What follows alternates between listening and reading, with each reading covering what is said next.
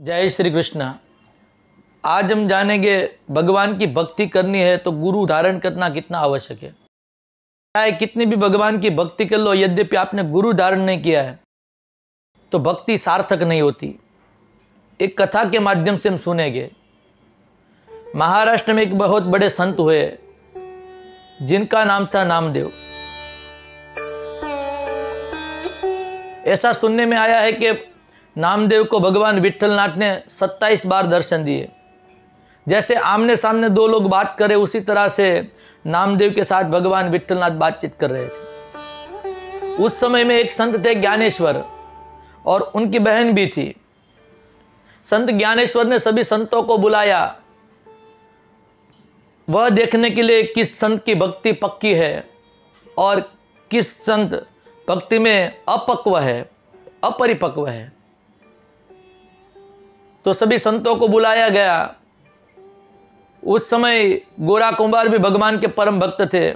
साक्षात विट्ठलनाथ दर्शन देने के लिए गोरा कुंभार के घर जाते थे।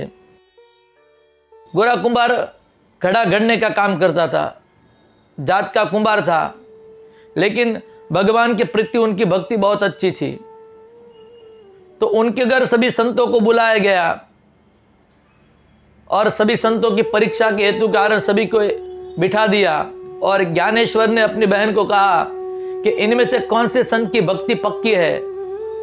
जैसे कुंभार एक हाथ घड़े के अंदर रखता है और हाथ में थापी लेकर देखता है कि कौन सा घड़ा पक्का है या कौन सा घड़ा कच्चा है, तो उसी तरह से संत ज्ञानेश्वर की बहन सभी संतों की पीठ के ऊपर थापी लगाने लगी और देखने लगी किस संत की भक्ति कच्ची है या किस संत की भक्ति पक्की है। सभी संतों को देखा, लेकिन जब नामदेव की बारी आई तो नामदेव ने कहा, मेरी भक्ति पर आपको शंका है। तब ज्ञानेश्वर ने कहा, बहन किस संत की भक्ति पक्की है या कच्ची है, आप बताओ। तब ज्ञानेश्वर की बहन ने कहा कि नामदेव अभी थोड़े कच्चे भक्त है। अब नामदेव विचार करने लगे, सभी सभा में मेरा इतना अपमान कर दिया, सभी संतगण बैठे हैं और मेरी भगवान के प्रति भक्ति कच्ची है। 27 बार विट्ठलनाथ ने मुझे दर्शन दिए, लेकिन फिर भी मेरी भक्ति कच्ची है।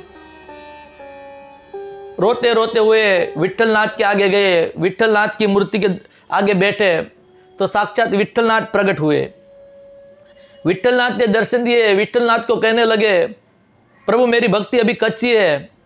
तब विट्ठलनाथ ने भी कहा, क्या अभी तुम्हारी भक्ति कच्ची? तो संत नामदेव के पांव तले जमीन चली गई। विचार करने लगे तो अब तो विट्ठलनाथ ने भी कह दिया कि मेरी भक्ति कच्ची है। तो विट्ठलनाथ को बताया कि प्रभु मेरी भक्ति कच्ची क्यों है? तो विट्ठलनाथ ने कहा, जिन्होंने गुरु धारण नहीं किया उसकी भक्ति सदैव के लिए कच्ची होती है। आपने मेरा दर्शन बहुत बार किया, अभी मैं 50 बार 100 बार आपको दर्शन दूंगा, लेकिन आपने कोई गुरु धारण नहीं किया। अगर गुरु धारण नहीं किया तो भक्ति कच्ची रहेगी। तो अब नामदेव कहने लगे, आप ही बताएं मैं गुरु धारण करने के लिए कहाँ जाऊं? तो विट्ठलनाथ जी कहने लगे, नजदीक में एक जंगल है, वहां खेचरदास नाम के एक संत विराजमान है, वहां जाकर उनको गुरु धारण करो, वो तुम्हें शिक्षा दीक्षा देंगे। अब विट्ठलनाथ के कहने पर संत नामदेव जी जंगल में गए। जंगल में देखा एक शिवालय था, तो वहां खेचरदास शिवलिंग के ऊपर दोनों पांव रखकर हाथों का तकिया बनाकर सोए हुए थे। नामदेव जी ने देखा ये थोड़े संत हो सकते हैं, भगवान शिव के शिवालय के ऊपर लिंग के ऊपर दोनों पांव रखकर सोए हुए हैं। वो तो आगे चले गए। तो खेचरदास ने बुलाया नामदेव। अब नामदेव विचार करने लगे कि मैंने तो उनको हमारा नाम ही नहीं बताया, लेकिन मेरा नाम उसको कैसे पता। नामदेव वहां आए, कहा आप एक क्या कर रहे हो? भगवान शिव की लिंग के ऊपर दोनों पांव रखकर सोए, आप कितना अपराध कर रहे हो? तब खेचरदास ने बताया,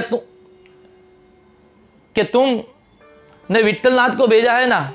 तब अब तो विचार करने लगे नामदेव कि मैंने तो ये भी नहीं बताया तक मुझे विट्ठलनाथ ने भेजा है। तब संत कहने लगे खेचरदास कि नामदेव मुझे ये बता दो कि वहाँ शिव लिंग नहीं है या शिव जहां नहीं है वहां मेरे पाँव रख दो।